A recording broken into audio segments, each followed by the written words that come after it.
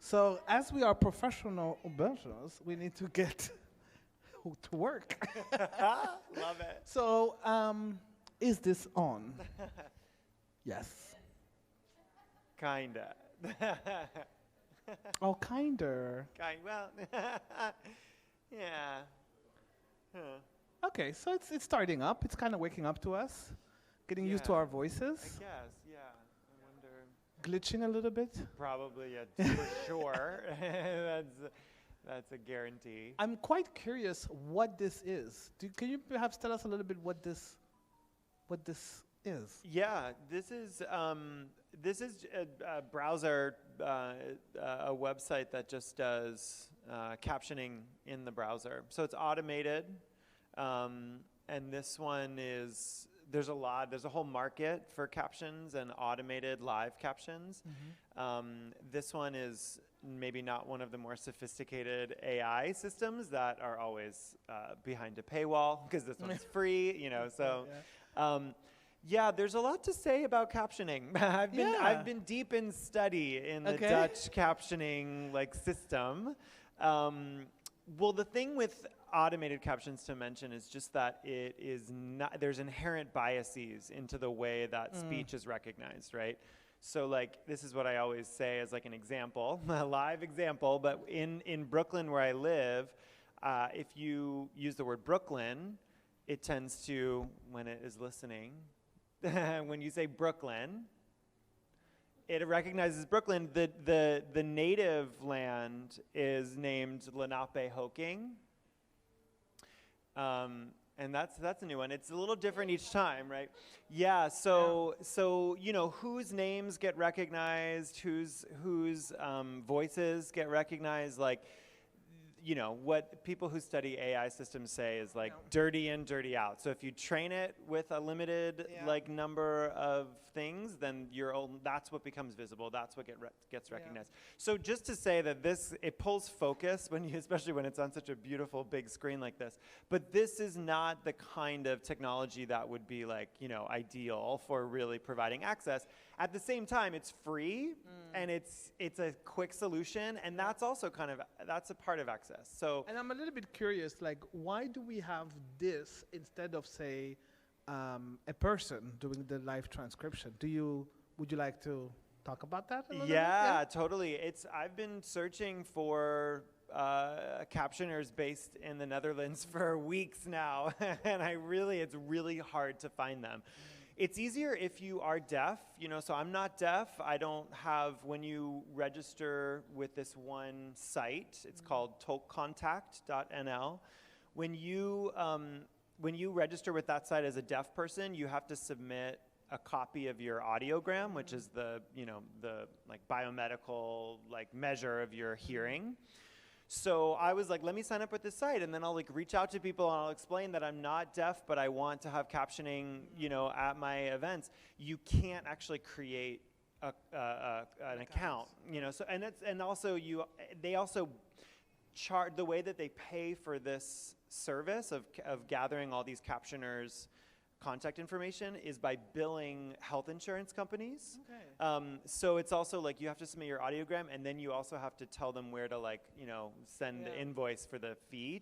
So that's an amazing resource for deaf and hard of hearing people. But if you're trying to organize an event because captions serve so many different people at once, it's harder to do. So this is what I've been studying. Anyway, the going around that database is really difficult. And then you get into this kind of reputation network, where you ask people and they say, oh, I know a good person, and all of those people, 25 people that I've been emailing with over the past few weeks, they're all busy, and which is great for their coin, get the coin, get the money, but also it's a big problem.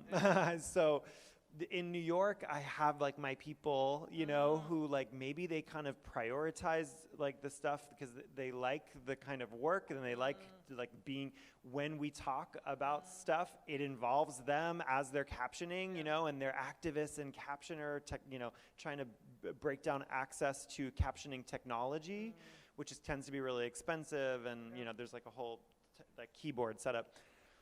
so here I was like, let me make this a project of my work here. Like, let me reach out and try to make connections, and it's been really difficult. Yeah. So I have very similar experiences in Belgium, where I curate and program for the University of Applied Sciences of Ghent, and I do a year-long program. And of the last year, we had 10 evenings programmed, and we were only able to get 2 of the evenings somebody to actually come and do captioning, live captioning, because it is so incredibly difficult to find. One, there's apparently very few people who do this, who are trained to do it. And second, indeed, the demand and the need is so high that they're all busy doing on an individual basis, like, because you can hire them if you're deaf or hard of hearing. You can hire them on an individual basis for, like, I need to make a phone call with my doctor, or I'm gonna go to this play and I need somebody to caption for me, to translate it for me. But they're so busy that it's almost impossible to find them. We're able to find somebody for the last 2, and we hope we're going to be able to work with them for next year, but it's incredibly difficult. It's incredibly difficult. Which is not to say that it needs to, be done. It's not to say that institutions can just go like, oh, well, we can't find them, so we're just not going to have any captioning available. Which this comes in then. Exactly. This is where this is kind of, a hack. Yeah. Like, I mean, we're talking, so I'm not really reading it. I'm sure for folks who are like watching this, it can be very comical, the errors, it like when you're hearing and reading at the same time. So I just wanted to like name the inadequacy, but at the same time, like, it's better than nothing. And, well, thank you for doing so. Yeah. So let's get started now. Let's do it. This was all just pre the actual talk. We haven't started, really. My name is Olave Talks. Oh, more people coming? But they were here before. Why did y'all leave? Yeah. My name is Olave Talks, and I am the hostess of the so-called Olave Talks. And Olave Talks is a project I started about 4 years ago, I think. I started it because I live a very queer life, and I have a lot of amazing queer people in my life, and so often I would find myself, whether it's after a demonstration, or during a party, or at somebody's house having dinner, or rarely after a Grindr date, but like, point was, I would have these amazing conversations where I was like, wow, I wished I had a way to show the kind of things that my queer friends and my queer comrades are thinking and talking about. And so I launched this sort of vodcast, video, YouTube podcast, and it was all for my own money, working with young filmmakers and stuff, and it was a lot of fun. I got to speak to really amazing people I think for a period of about 1.5 years, but then I ran out of money because I was self-funding it, and then I stopped. But for some reason or another, Simone, the curator of this whole thing, this chapter 4, Abundance, somehow knew that I did this thing and invited me to kind of bring a little bit of life back to Olave Talks, and that got me very excited. I was like, yay! I get to talk to awesome people again. And one of the very first people that they suggested was, you need to talk to Kevin. So Kevin, maybe you want to tell people, who is you? Why am I talking to you? Tell me, why? I've never met you before. Yeah, like, what an honor to be part of Olave Talks. I mean, yeah, it's an incredible resource. You also had these shorter videos, Olave Explains. Yeah. So I just want to recognize, like, what a beautiful archive that is, and like that is your practice in drawing out, creating space for conversation, and then also like creating space for explanation and like drawing people in. It's because I'm convinced that conversations are a method of knowledge production that we don't really, I think with the highly sensationalized and entertainment sort of industry of conversations, of talks that we watch on television, that we go to events, and interviews, we kind of lose sight of how incredibly productive when two people are vulnerable and informal with one another, when they create a space where they can basically think out loud, that it can be extremely generative. And I am all about things that generate, things that create. And it's been really a journey. At some point I realized, though, that it was a little bit, that it would be nice to also provide some, tools like explainers. So I did the Olave Explains thing. It was really a lot of fun. I had a lot of fun. But enough about me. Again, Kevin, who is you? See, this is the problem with Olave Talks. I talk a lot. Well, that's the thing. We want Olave to talk, right? Like that's amazing. It is what you get. Like I said, it's Olave Talks, so it's what you get. No, but listen, so let's focus on you. Kevin, why are you here? What you doing in this beautiful... Yeah. I mean, I just want to continue to just say what an honor it is to be here. But so I'm the current artist in residence here at Het HEM. I'm here to be in residence during this incredible show, Chapter 4, Abundance. Curated by Simone van Saarloos and Vincent van Velsen. I'm an organizer. Until like last month, I also identified as an academic and a scholar. Identified as an academic. Well, because the NYU seems to think differently. They seem to be quite sure you're a PhD. They do believe that. Yeah. It used to be like in my bios and stuff, that would be the first thing, is that like, because I have this PhD, that I'm like a professor first. But now I'm like changing shit around, like it's like probably not the first thing anymore. I really love pedagogy, and like teaching. And so for the last like 10 years, that has been located in classrooms, it's really been the space that I've been thinking about. And now I'm trying to think much more broadly, like where else do we do that kind of teaching and learning? When 5 years ago, I started an organization that focused on supporting disabled artists in New York City. There was a lot to say about why we started at that moment. It felt like a really strategic and like powerful time to do that.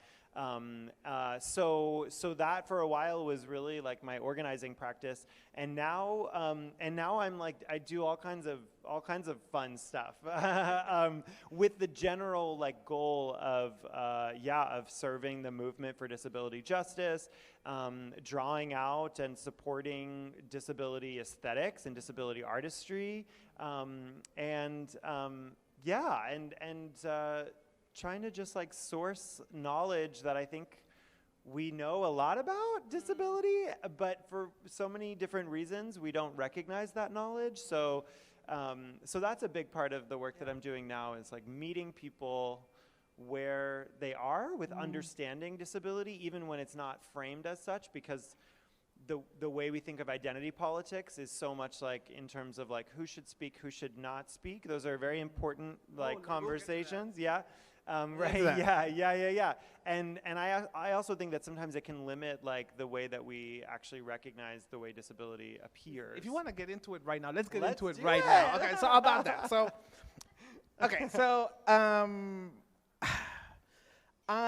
This is weird because you have to do this. You have to kind of give your disability credentials, right? You have to be like, okay, somebody with chronic illnesses, addiction, I have all kinds of other physical disabilities and mental health disabilities, and yet I find it very difficult to come out as a disability rights or justice activist. I feel like it's not my place. I feel like I'm not disabled enough to speak on disability, right?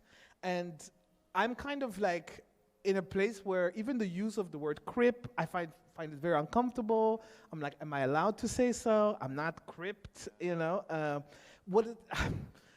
where are you at in terms of who can speak on these issues, who can organize on these issues, what language we can use? What are you aware of? Totally. This is the key stuff, I mean, it's so when I started thinking about disability, it was really like in university context. I was reading in this field that 10 years ago felt really young. It wasn't really young. People have been writing about disability for decades and decades, but it felt like, oh my God, this is like a new thing, and we need to like really like formalize a lot of this work. And with that, I think when you start reading some of the classic texts about disability, like, there's this like rage, this like really impassioned kind of, you just get really pissed off as you start to notice how much the built environment is designed for certain kinds of bodies, and And there's like a legacy of disability direct action protest that like you just kind of feel like you could be a part of. Like, let's shut this shit down, you know? And that was very much like in the early 2010s, like that was my vibe. Doing a lot of, there's this group called ADAPT in the US that's like a big disability rights protest organization, and they're amazing. And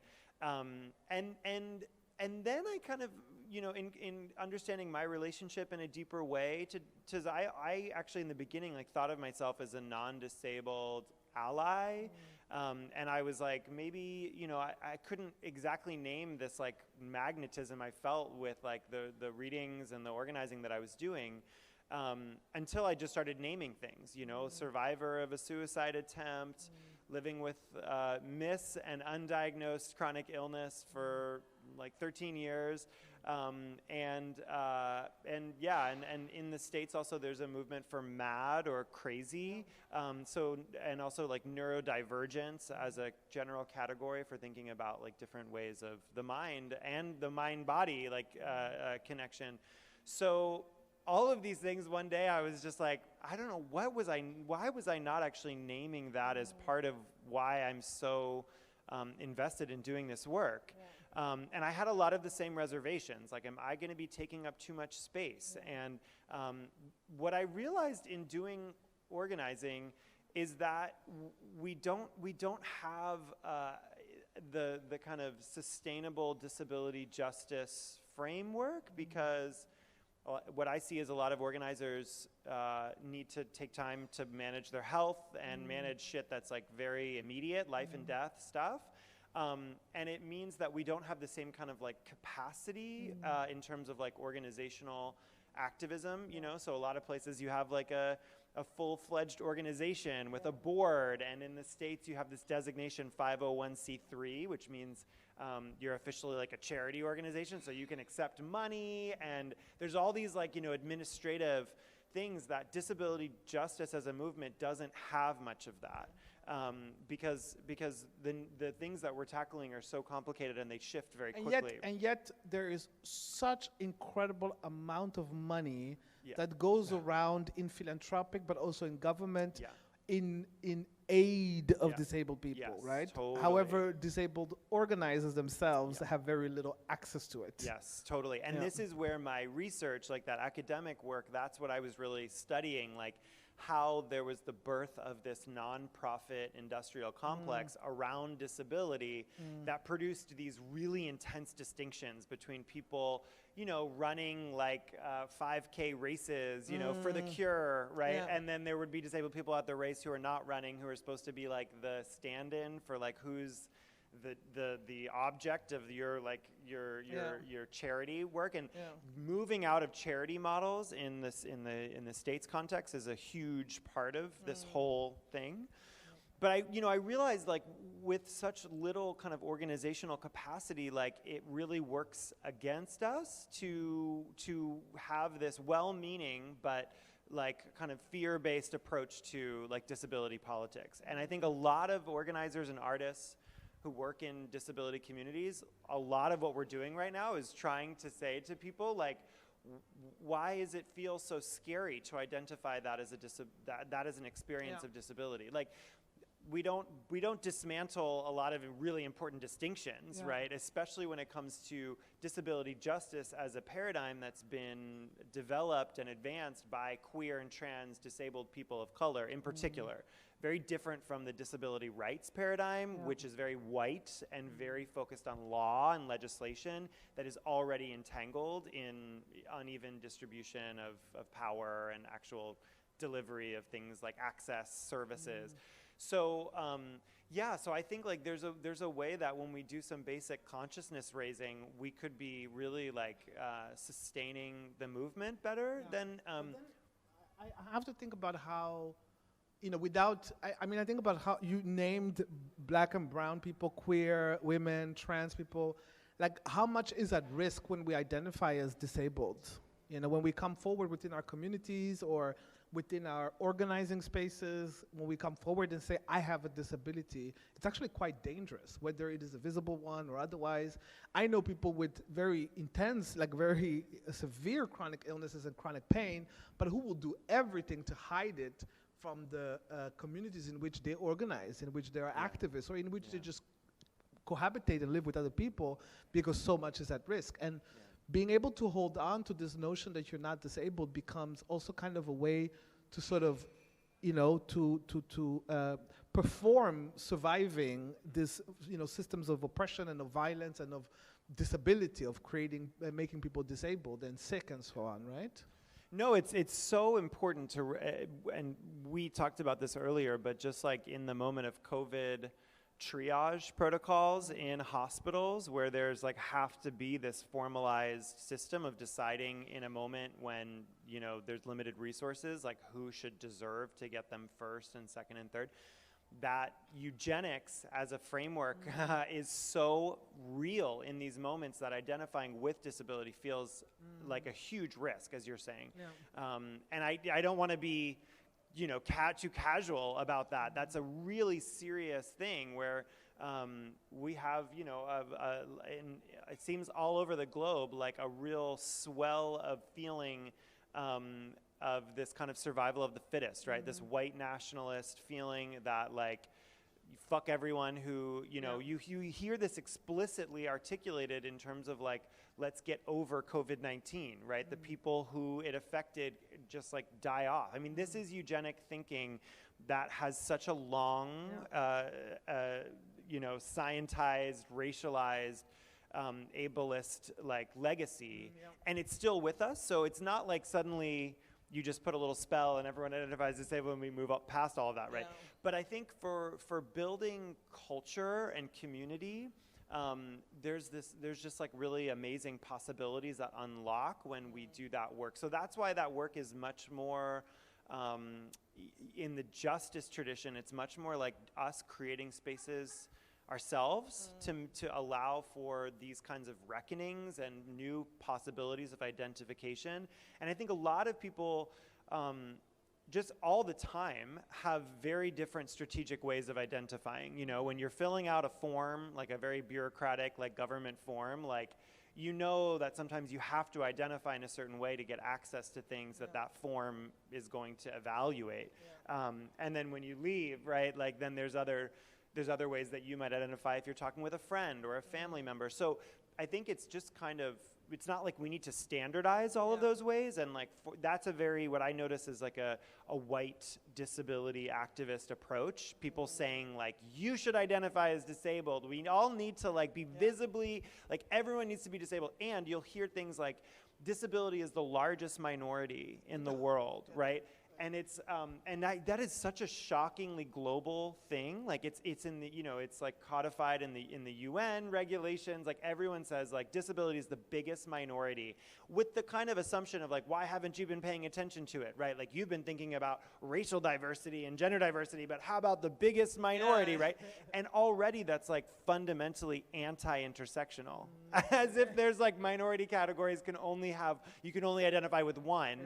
And then a lot of white disability activists want the one for you to be disability community. Or they'll say things like, and this is like no joke, this is in scholarship, this is in organizing, people will say like, disability is the new black. Okay, I'm just gonna go home. Right? Like, this is some real... Can somebody get my taxi? Yeah, right? I know. I was actually in preparing for this talk. I was like, do I want to say some of this shit? But I do want to say it because this is what you hear in disability organizing a lot. There's a single issue. There's this push to make disability the identity, and I don't want to be peddling any of that shit. You know, I don't want us to be thinking about that. But in my own life, in my work as an activist, I've brought so many people who were kind of disability curious, you know, people who were kind of like, curious. Totally, like very curious, very like, I don't know what's over here. And I'm like, hey, you want to like go see a show? Do you want to like hang out? And the next thing you know, we're like fully like in some of the most beautiful, complex discussions about our bodies and minds that are leading us naturally to think about how we should be designing like our activist work, you know? And like, that's the what is it? What is it? what is it to identify as disabled? Is it to identify the ways in which society, the world sort of renders you sick, renders you disabled, takes away opportunities, and so on? Or is it also perhaps, I don't know, I'm guessing here, it's a feeling I get, some sort of recognition of the frailty of who you are and the body in which you live in, and so on. Is that connected in any way, you think? Totally. I think it's both. That second part, the kind of recognizing your own relationship to your body, has actually been really like submerged by disability politics. So a lot of times you'll hear white disability organizers talk about this thing called the social model of disability, and this is like the recognition that ableism informs a design of usually the built environment is what we're talking about, you know, so like the use of stairs, and that those are socially constructed designs that don't need to be designed as such, right? So when you like understand the social model of disability, it helps you name the inaccessibility of the world around you, and you know, and that becomes a kind of a political paradigm and also a personal paradigm. But what it has made really difficult is talking about pain, talking about an individual body, because in the social model, all of those things are not important, right? Like you want to focus on the shared experience of ableism. You want to focus on like the way that you interface with the world, and in a lot of organizing with the social model, people don't actually know what other people's disabilities, like in medical terms, are, because the medical model is what you're trying to leave, right? You're like, fuck all that, I don't need to know, I just need to know what your access needs are. You know, what do we need to do together? I don't need to, you don't need to tell me your diagnoses. But the problem is, I think that a lot of us feel like we do want to talk about our pain and our bodies and our diagnoses and like our treatments and stuff. And then there's this kind of older generation of disability organizers who are like, I don't want to talk about that. Don't give anyone the chance to re-medicalize us because they want to know our diagnoses. Like, you know, the narrative of disability is such a demand. Like, how did you become disabled? Like all this stuff. But we're at a really interesting moment where it's both of the things that you mentioned. We want to talk about that shared experience of ableism, and then we also want to say, like, here's what's happening with my body right now. I'm in pain. And holding those two things together is still like a real tension. So we've had, in the last year and a half, you know, we always have to have the COVID talk at some point or another. We have to reflect upon what COVID has done to us all, right? Not everyone, to be very honest. Some people somehow manage to but, go right back to normal. Right? Yeah, but I'm just a little bit curious about sort of, I've also heard a lot of people talk about how COVID has, because of the social isolation and so on, has all taught us something about being disabled, and sort of all these tools, things like Zooms and Skype and all these sort of digital tools have been a way for people to, I don't know, get a sense of what it is. I even found myself a little bit guilty of that language of basically saying, oh, now you're afraid to go outside? Try to be a trans person. Welcome. This is our lives, you know? And I'm a little bit, sometimes I've been thinking, like the last few weeks, I've been thinking maybe there's a problem there. There's an underlying problem there of maybe sort of, not necessarily being flippant, but maybe sort of flattening the disabled experience by that. Going like, also you able-bodied people can now get a taste of it or something. Yes, totally. That flattening is such a good word for that, because it really like it seems like the thrill of making these arguments is that like there's some blunt comparison, and we just never need that, actually. You know, we can always retain the complexity. But I'm kind of torn too, because in my activist work, I've been saying like this is a really potent moment to be able to talk about chronic illness with, you know, hundreds of thousands of people who have not been able to test negative after, you know, contracting COVID-19. Like they're not even like the long-term like symptoms, but even just like can't actually get over it, you know, and produce these antibodies in the way that the entire global health machine is like looking for these standards of your like Contagion or whatever. So I recognize this amazing moment to say, like, let's really talk about like the loss of smell and like retraining a sense as like a way of coming into consciousness about the way the world is built, some of that social model, like 101 stuff. But I'm very hesitant about some of these really big, blunt characterizations. And a similar one to the kind of COVID-19 teaches us what it's all like to have, a disability or have a chronic illness. Another one that sometimes people will say is like, we're all temporarily able-bodied, because like with age, like you become disabled. And again, like I think that's so blunt, it's just like, it's too blunt. We actually don't need those general categories. Like we can get into brilliant sophistication with the way that we name our experiences, that like, let's go to that, like why don't we go right into that rather than trying to find these always inadequate identity categories. See, so a little bit about this experience that we've sort of shared of the COVID-19. And I have met some really incredibly bright, very passionate, very loving, empathetic, I would say even intersectional activists whom in the very beginning definitely spoke about how this was we needed to protect the vulnerable and we needed to do our part, social distancing, and then the masks came and so on, and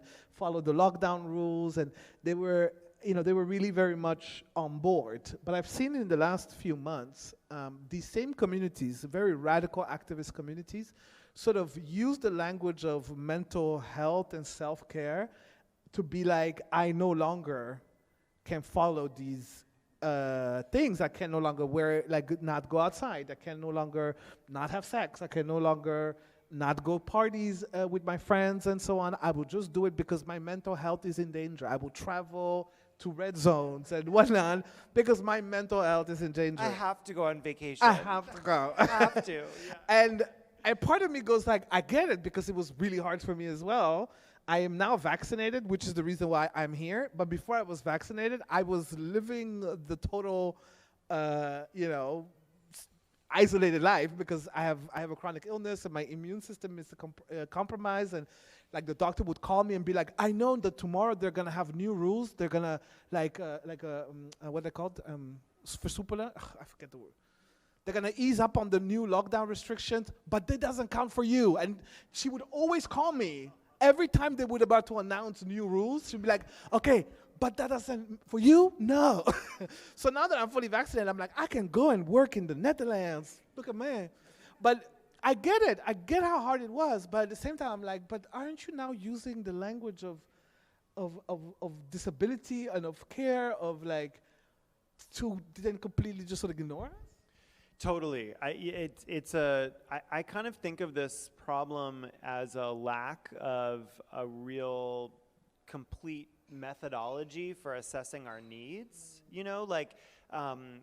We just fly into this real like kind of abstract sense about like, what is safe and what isn't safe. And there is this feeling like we do want to like release ourselves from this like anxiety and fear that we're holding in our bodies. So like, find the justification and be able to say like, I'm just gonna have like a little pleasure or whatever. Like I totally recognize that that's like an important thing.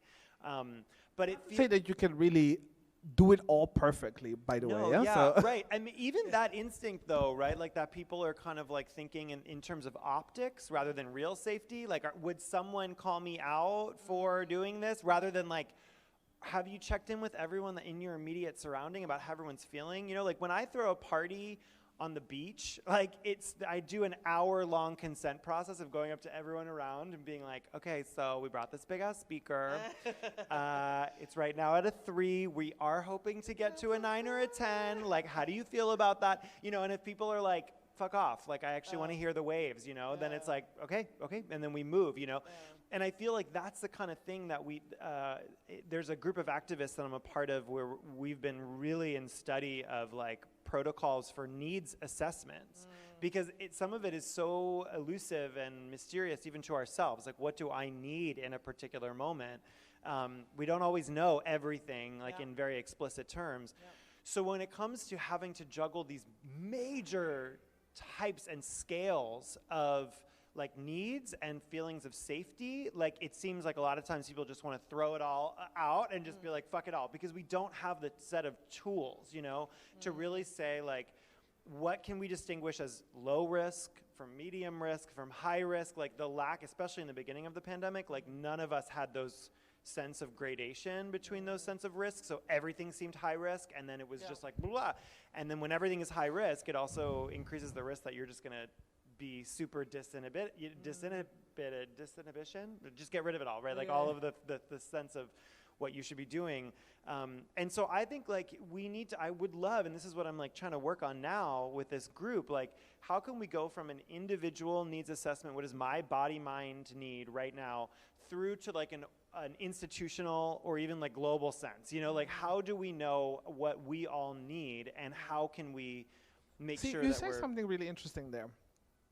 The needs assessment, to be able to do like a kind of a scan of what do I want, what do I need, going into place, whether it is these kind of physical spaces or even in the glitch realm, right? Everybody knows the glitch realm by any chance? Is this something that we need to explain? We don't know the glitch realm. Could you give a, Could you give a quick, I wish we could just pop it up there and show people. That would be really awesome. Yeah, well, but it's also so fun. I love descriptive practices because like a lot of access work is in like taking one thing and then translating it. So I also love the description as like a challenge. I think a lot about descriptive like methods as organizing methods, and so what a perfect like thing. So we've been organizing. There's a group of us that have been organizing parties that celebrate disability knowledge and culture. We call them remote access parties because they're always remote and still like really fun. We have like hundreds of people come to our parties. It's like so cool. And the last party, we designed a virtual world that we called the glitch realm, because a lot of us are really interested in the glitch as an aesthetic that kind of feels like a disability aesthetic, kind of like it's a way that we recognize like disability in our machines, and like, oh, like that feels like something that like maybe like my body experiences glitches in this way that I can almost feel that the computer is also experiencing or whatever, So we were like, what if we created this like world where you can let the glitch teach you whatever it needs to teach you about your relationship to the technologies you're using, to much more like material global infrastructure, like the how does your internet service provider actually use these fiber optic cables that connect us, like it could really bring you into a consciousness about like the politics of the connection that you're like using. So that's the glitch realm. It's this really cool. It is a virtual world, so you can like It's mostly for partying, right? It's not for. Do you use it for like any other thing? Well, just party, right? Yeah, it's funny. Like I was showing people the glitch realm the other day, and like my collaborator, who we were not planning to be in this space at the same time, I was like, oh, there's Yo-Yo. Like we just like ran into each other. We are collaborating with people who let us use their platform. So I don't exactly know on their end like what kinds of things that they need to maintain, because the graphics are a little bit high intensity, when a lot of people are in the space, everyone's computer is like whirring with the fans at the same time, everyone's like, whoo, which is such a party aesthetic. We love that. And if we're partying with our computers, like how I'm sweating, my computer better be sweating. But I don't know on the technical side from them, because they're very much like, we want you to use this, like it's like a, they're like donating this in kind. It's really beautiful. But it makes it hard for me to know how to actually use it. They use it for other things, but you all use it for the party. Yeah. But it's not like you can't go in there and be like, do some world building or something. You could. Like design a dog. You totally could. You can. Yeah. This platform is called Arium, and it is amazing. Like on the back end, you basically import 3D objects. So that has to be a particular kind of file. But then once you import the objects, you can place them like around in the world that you've created, and you can make them enormous. Oh wow! Which is really fun with working. No, with but designing. y'all do that, not the participants. No, but that could be the next thing. That would be really fun. Like if we say like, what is your puppy look like in the virtual realm, or like what do you want? Exactly what I thought. My puppy. I would take my puppy to a party with me. That would be really fun. Totally. Like, she's very afraid of people, so I cannot physically take her to a party. So this is her proxy. But we can take her. This is her proxy for the party. Yeah. I'm just and it's this platform is so. I just want to like shout out how amazing it is, because it's really user friendly on the designer side. Like usually there's a lot of virtual worlds that people are dipping into and creating. They're so highly commercialized, you know, like they're companies, and you have to kind of like whatever go to these events, and it's very difficult to know how it was actually designed. But on this platform, I have learned so much about like 3D modeling in a way that's like not as complicated as it seems. So that might be the next like workshop or something, right? Yeah. Thank you for that. Yeah, you're welcome. But basically, in that space, there is all these sort of all these tools available to the participants to communicate their needs, their access needs, and so on. And I'm just kind of curious about what happens when we don't know. I think it's very hard to know for myself, maybe it's a trauma thing, but it's really difficult for me to know what I need and what I don't want in the moment itself, and which has been a problem for many of my sexual partners and other people because it's only afterwards that I'm like, actually, I didn't like that. But I wonder what happens in the moments when people have difficulty scanning and yet come across a moment where something isn't working for them, where there is an impediment, where there's an obstacle or a trigger. Yeah. How do you navigate that as people who are committed to creating and providing, you know, to have their access needs met? Totally. When people only figure out what their access needs are when they're kind of have been either, you know, violated or have been not observed at all. Not made available. It's this is such a like, you know, key, urgent question for disability organizing. Like I realized some years ago that disability organizing has to be trauma informed, like at all times. Like we were doing things like asking people, because we wanted to get beyond like thinking in terms of like laws and compliance. Like we were like, why don't we just dream? You know, if we could just wake up tomorrow and have things change, like what would that world be like? And there were some people who were like, okay, whoa. Like, I can't allow myself to imagine the future. Like, my experience of disability is that my future is shortened, right? Mm-hmm. Like, I can't just dream, you know? Mm-hmm. And that's when we realized, like, okay, we've been using this term a lot. We need a doula in the space. So, you know, a doula usually is like recognized as like a support, a care worker in a birthing scenario, where you're like helping, you know, anyone at the scene of the birth like go through this transition. And there've been more people who've been thinking about death doulas and HIV doulas and COVID doulas. Like this is like a category, like when you want to, you know, go through a transition, like what do you need? And a doula is like a transition magician or whatever. So I've been thinking that like this is a really important part of disability organizing, where you distribute across many people the work of facilitation. Because even when you get to like a meeting, you know, or an event, it's usually like one person who has sent out the agenda and they are welcoming you, and then they are calling on people, and it's very like vertical in that sensibility. Like there's like one person who is like the leader or whatever. And I think disability organizing uses like a much more interdependent model, where different people have different roles, and those roles are clear, and when they are changed, like there's a process around them. So, you know, when you check in around access, a lot of times people will end it and be like, good, we've checked in, now we know what we need, and everything has been met. And it's like, we don't know what we need. You know, shit comes up in weird ways, especially around trauma, things that someone has no clue that they are, you know, of course not intentionally, like triggering someone else. And then what do you do? So I've been really thinking about the figure of the doula as the kind of care magician in that moment, who can say like, I'm here to, you know, if we need to like have a one-on-one thing and actually like set ourselves apart from this gathering, like let's do that. You know, I think a lot of these techniques allow you to like not have to follow the flow of an event as someone else defined it, you know, that you can find your flow within it. And how do you set up? So it's, you know, my events, like when I run an event, it takes like months usually. That's interesting, because I think what you're describing, whether it's a doula or just all these procedures, I think it does something with time, the time in which things are done, like the times in which a party is organized. Like I think it's very reasonable if you're like really committed to, if that's your thing, if you're organizing parties.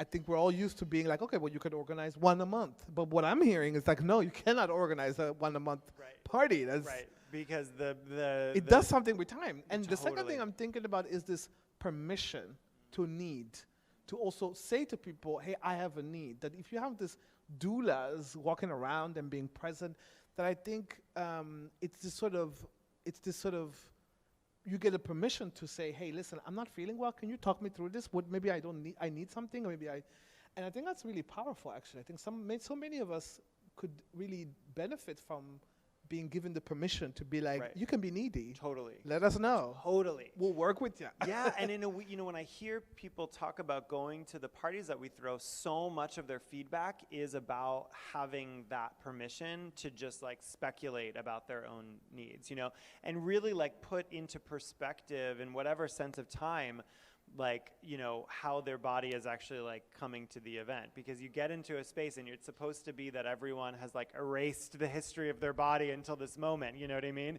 Whereas like we are really inviting people to think like, did you get enough sleep last night? You know, do you need to be sleeping right now? Like, you know, is that okay? You know, I feel like, look, if you imagine the neoliberal civilization which we live in right now, if you look at all these nation states with GDPs and whatnot, and people doing like every second you can find out what the growth rate is right now, and as opposed to 3 minutes ago and so on.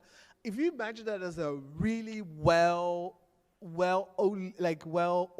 machine of production, what you're doing is you're kind of creating glitches in the system. Yeah, totally. Fucking it up. It's like you're not just waiting for the glitches to just happen. You're just kind of encouraging people to glitch all about. Totally. And like, hopefully, like, I love that framing of it. And also like coming up with entirely different mechanisms for measurement outside of the neoliberal like systems, right? So like the connection between, you know, we talk a lot about in disability organizing, like biomedical measurement, you know, even just like, I don't know if they have them here in the Netherlands, but like sometimes there's these pain scales that in clinics where it'll be like, and there's like a little illustration of like where you are. And I've always been like, wow, how 7, 8. I don't, you know what I mean? And like maybe there's some framework, but it's very blunt. And yet biomedical measurement has like such an intense authority over your body and over like what you can get access to. So there's this other, totally other world of calculation and like measurement. That's what I've really been immersed in. That's what this show at Het HEM is investigating, I think, different ways of conceptualizing things like scarcity or abundance. And that's what I think we try to do in the party organizing too, is like say, stay in speculation of your need. You know, we're not going to ask you to demand, you know, what your needs are right now. Like, we don't need to know fully. What we need to do collectively is stay in speculation because it is such a lacking framework. You know, we use quantification so casually, you know, in the way that our devices are ambiently, ubiquitously collecting data about us, and the units of those data, the data collection is so standardized. Yeah. But we have not allowed ourselves to think in, let's say, in terms of affect or emotion, right? Like, how do you measure the feeling of something in ways that are, you know, emergent, like not actually there yet? Like, this is, so I often feel like, and this is part of my departure from academia too, I feel like I have been so oriented to text and to language that is a huge center of my like measurement schemes, even when I think that that's really fun, you know, that the like words and using language can be really freeing and this like amazing thing happens. I'm also realizing how the demand to put things into language has submerged a whole universe of sensation that I am not good. I felt like sometimes if I can't explain how a sensation is working, that it's like not real enough and it's like not good enough. And so now I'm like so much more invested in spaces where we can just feel together, just sense together, and not have to have this demand of like what's going on for you. And even just like when I'm hanging out with friends, like if there's a lull in conversation. Is this why the glitch realm? Is that why you do parties? Yes. Okay. Well, because I think because you could do anything with this glitch realm. You could be Yeah. like, we're gonna do yoga, remote Right. access yoga. Yeah. We could do okay, but Yeah. you chose for a party. Which, You want it to maybe flow. You that want could things be to part flow. of the party too. Yeah. Like we're always like really interested in like what. There's always something that happens at the party. Usually they're artists who are sharing work. That's I just also in my queer nightlife history, like shows are just amazing drama. There, someone doing a lip sync performance or whatever. There's this moment of like really being able to like think and like analyze in new ways because someone is sharing a performance work with you. But we're trying to think like how many other things can we do during a party. So yoga, I'm like that's not even weird to have in the middle of our parties. Like we should totally do that. But yeah, I'm gonna join this. I Yes, think I've got great yes. ideas. Well, I don't know why y'all don't call me. We are doing a remote access party again, like because the organizing, as you're saying, was a different sense of time. This might be, a far in the future, but like I really want to do a remote access party that connects the New York collectives, of folks who have been stewarding this party with the folks that I've met in the Netherlands, and here, and so that's on the agenda, and basically we just wait for these little intensities to emerge, and then we're like, we have a concept, let's throw a fucking party, let's do it, and a lot of the organizing, it takes a lot of time, it takes a lot of magicians to like put all of their magic in one place, and that's a kind of interdependence and like joy, Stewardship is a word that I've been using a lot. Like, Talk to me about that. Yeah, like for me, You steward the party. Yeah, like so stewardship, I guess maybe it's kind of like a nautical, like a boat term, like that you're stewarding or whatever, like you're directing, which is nice for... I thought it more the Catholic sort of, like Christian, like you have like, I was raised Catholic. Help me. Me too. But I'm like, maybe I was so quick to say fuck the club. I don't even know this. But this idea that man, obviously, is sort of on Earth to steward, to take care of nature, to the planet and the animals, and his wife and his children. All this sort of. This moral this like lordship versus stewardship, right? So Interesting. Which is kind of like a thing, a debate in Christianity about like is the man the steward of his family and the earth, or the lord of it? So that's what I was saying. But this is so. I mean, because this is why I'm interested in this term, is like how it can specify.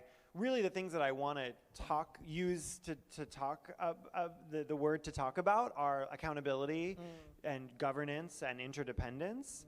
So I kind of, when I use the word steward, I have this idea of like someone steering a boat, and like, it's not really precise, like on a car or a bicycle or other kind of mobility technologies, because like you have the wind and you have like the water, and like it's kind of sloppy, which is kind of like, that is, no one thing can like dominate the actual direction that's being taken, which I think is actually just an accurate description of how most decisions are made. We just try to like pretend like someone made the decision, but it's like actually there was like a whole network of things, and maybe there was some consent given to one person to take the decision making like public or whatever. But so yeah, when I talk about stewardship, it's more of this kind of diffuse model of people. I think there is this maybe like moral sense that like stewardship also means that you are actively trying to take account of the many in like a collective of people, especially people who haven't been to that space that you're trying to create, like bringing new people in and like making it like an experience for them. So, but that's why I use that word as opposed to like leadership or decision-making structures. Like, I mean, these are all basically what we're talking about, but there's so much bureaucratic vocabulary that gets co-opted a lot of times, especially because the work in the States is so nonprofit industrial complex. You have to have a board of directors, and you have to have the founder and the leader. I don't want those designations of hierarchy to really like come into my vocabulary. Why?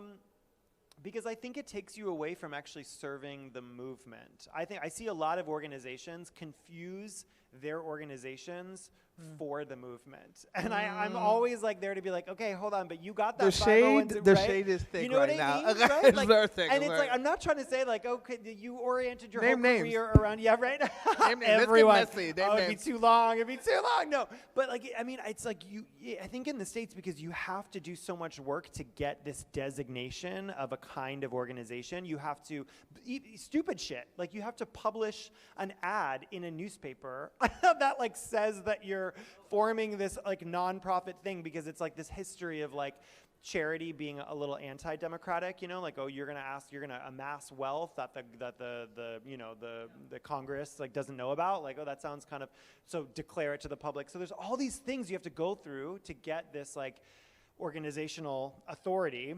And then once you have it, I think people are they're so in celebratory mode and they want to build this organization, they really want to, but then they forget that the movement never formalizes in organizations. Like you, just because you have a board of directors does not mean that you are leading the movement. The movement will always be leading you. And I think if we had that as a way of understanding how to do our work, we could say, okay, like for this one goal, go create that 501c3, but then maybe we'll close that shit down. That never happens, though. It never happens. That never happens. It never happens. That never happens. Listen, we are over time. We're not over time. We're still good. Yes, abundance. Abundance. Abundance. Oh, this is so high. Because there's one thing I find, I was thinking since we spoke, I just kind of got stuck in my head, which is this thing where in the last few years I've seen a lot of institutions invite people to come and queer their spaces, to come and queer their collection, to come and queer whatever. Like this queerness is something you can come and do, and then, I don't know, that it seeps into the walls and you're done and you walk away and business goes back to new. But you did it. You did the queering. And I was thinking about the glitch as well. And I was thinking, because everything I've seen from you is also very queer. So I'm thinking, how is the glitch? How is the queerness? How does that? Is it something you can do? Is it things? These are processes, or that are both sort of, you know, fraternal, or like, what is? How's that work for you? Totally, yeah. This has come up actually a few times in my time here in Amsterdam, like that. Is glitching something you can do the same way you can queer something? Right. And I think it is, and it also then is susceptible to all the problems that queerness also right. So the legibility of the term queer since like the early 90s has been its major problem too, right? Because now like queerness was supposed to be this thing that refused to crystallize, that was like, always kind of running counter to some, form of organization and like centralization. So queerness was always this kind of like, horizontal thing, and now it has such a vertical like sense that people, I think it loses that like that way of like cutting and like creating an edge. And I think the glitch has the same thing. I mean, most of the time, actually, when I see the word glitch, it doesn't have that spurious, spontaneous thing that's actually happening. Like, so sometimes people will call a glitch something that is designed, right? Like we could call like the caption is glitching. The caption is not glitching. Like this system was not trained to recognize certain names and certain places. Like that's bullshit. That's not glitch, right? Like a glitch, like in the in like a kind of more etymological definition, was used in like space like space exploration as a way of explaining when things like little electric currents like randomly kind of gave out. And so the real sense of a glitch is if you ever see your lights flicker, like that would be a glitch, because there's this like totally unpredictable kind of like mysterious thing. So I think the same thing that is happening with queer is happening with glitch. People just start calling things glitches, even though then it kind of creates a politically neutral sense for whatever happened, when it's like, no, actually, that's not a glitch. That's not random. That wasn't unpredictable. We could have seen that. It's just that you didn't, But then my question is, what makes the glitch and queerness something safe enough for institutions to invite in, but cripping is not? I kind of worry that cripping is. Is it? I've been seeing this. I love that you named this form of people asking people to come into queer things, and like they're designated as like the agent of queerness, and then it's like bippity boppity queerness, and then they leave, you know. And then it's like, oh, good, for some reason, and then for 10 years, somebody comes and hoovers it, and then and then it's like, and then for 10 years, that organization talks about how like, well, we did have a queering here, so you know, so it's like, oh God. But I do see this happening in the realm of disability too. Like, yeah, the word crip, I mean, we could talk about that because there's reservations about that word encoding a white disability orientation too, and I want to be really clear that, like, you know, that mode to identify as crip, some people see as like the need to kind of claim disability over other identity categories that they have, and that's a monolithic framework that they don't want to, you know, be involved with. But I see the same thing happening. Like, organizations will say, like, let's invite these disabled people of color in, and we're going to task them with the role of like disrupting, but they've been given no stewardship. You know, they've been given no access to decision making. They've been given no real, like, you know, resources to do that work. And the offloading of that duty is so neoliberal, like, as a mode, you know, like, this is, the organization actually doesn't necessarily need the kind of expertise that it assumes it just needs people ready to learn and transform themselves and do the work, you know, but instead it's always like, let's bring in this consultant, you know, and consulting as like a collaborative form, like, is so problematic. But I'm thinking because I can imagine people being invited, and I've been invited as well, to come and talk about accessibility, but that's not cripping. Accessibility, because to me, like, if you're there to cripple an institution or a community or whatever, I think that it's not necessarily violence that you do onto but it is, you leave it completely different behind. Yeah, or dismantle. Dismantle, right? Definitely, we're right? Take this whole thing and we're just gonna fuck that all the way off. Nothing doesn't do anything. That's what I wish I could do with so many of the internal mechanisms for governance within institutions. There's like committees, and there's ad hoc committees, and there's like, you know, whatever. And I kind of wish sometimes that we could just be like, yeah, fuck this whole committee. Yeah, we leave them behind. You know, you've been using it to like justify all these decisions, but the committee actually hasn't been heard. The committee hasn't actually done anything. Like, why don't we just stop talking about the committee? But then you'd be at the point where the organization wouldn't have a narrative about how they're actually making decisions, and that is, I think that's a beautiful way to crip something, right? Is to actually make transparent this serious lack of consideration around access, around needs, around like who is actually, like, goals and outcomes. You know, again, back to measurement, right? Like the ways that, especially in arts and culture, the institutions measure their impact are so underdeveloped. They're so like blunt, and they're not really that interesting, you know. And I think cripping as like a way of coming in and saying, we're going to develop among a set of people who have specific body minds, you know, not just hypothetical people, but specific people, how we are going to measure like what is possible here. And then that's cripping. Also, by the way, so we're definitely over time now. So I know for sure the cameras will go off now, right? The cameras will go off? That's fine, because I don't really like, if we open up for questions, I don't really like cameras to be on and voice recordings to be on, because we didn't ask you permission to be recorded, right? So if we could shut that stuff down, then we can just be more inclusive with y'all. I'm sure you've all been thinking a lot of stuff. Closing words. Thank you so much. Thank you so much. Thank you so much. It was a pleasure. Yeah. So this is. Yeah, it's a very informal thing, this Olave Talks. It's very unprofessional. But for the listeners at home or watchers at home, we're gonna keep going. You should have been here. No, I'm just kidding.